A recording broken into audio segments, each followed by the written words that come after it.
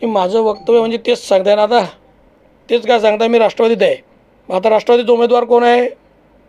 राष्ट्रवादीचे उमेदवार कोण राहणार आहे भविष्यात? आता विनोद तराड, रवींद्र भैया हे राष्ट्रवादीचे उमेदवार राहणार असतील आणि खडसे राष्ट्रवादीत गेले तर मी तर त्यांचं स्वागत सत्कार करेन. म्हणजे एखाद्या कार्यकर्त्यासाठी त्यांनी जर परत येण्याची भूमिका घेतली तर खऱ्या अर्थाने कुठेतरी असं वाटेल की हा नेता सर्वांना घेऊन चालणार आहे. पण स्वतःच्या मुलीसाठीच परत राष्ट्रवादीत थांबताय ना ते.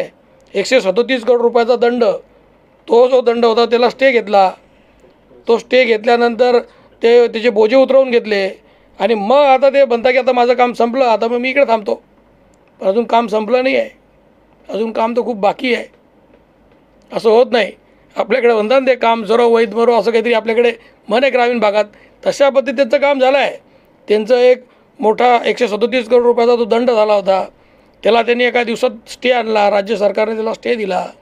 काय काय घडामोडी पडद्याच्या आड झाल्या मलाही माहिती आहे, तुम्हालाही माहिती आहे. केंद्रातून कोणाचे फोन आले, राज्यातून कोणाचे फोन आले, कसा स्टे झाला, नियमबाह्य पद्धतीत बोजे कसे उतरवले गेले, ह्या सगळ्या गोष्टी आजही कोर्टात चॅलेंज आहे, आजही कोर्टात चाललेल्या आहे.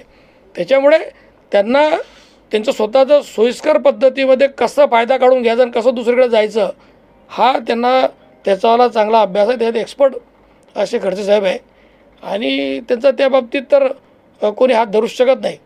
ते कधी कुठे जातील, कधी कुठे जातील. आणि ते जे 50 खोके सांगता, ज्यांनी भोसरीचं प्रकरण केलं, ज्यांनी अनेक मोठे मोठे घोटाळे केले, ज्यांच्या नावाने काहीतरी 50 कोटीची लाच मागितल्या गेली होती, ते घरी का बसले? 2014 ते 16 मंत्री होते, ते घरी का बसले? भ्रष्टाचाराच्या आरोपातूनच बसले ना. मग असा भ्रष्टाचारी माणूस आमच्यावर आरोप करेल का 51 करोड रुपयाची, 50 करोड रुपयाची? पण त्यांनी केलेला आरोप मी काही इतका सिरियस घेत नाही आणि त्यांनाही मी कधी सिरियस घेतलेलं नव्हतं आणि आजही सिरियस घेत नाही.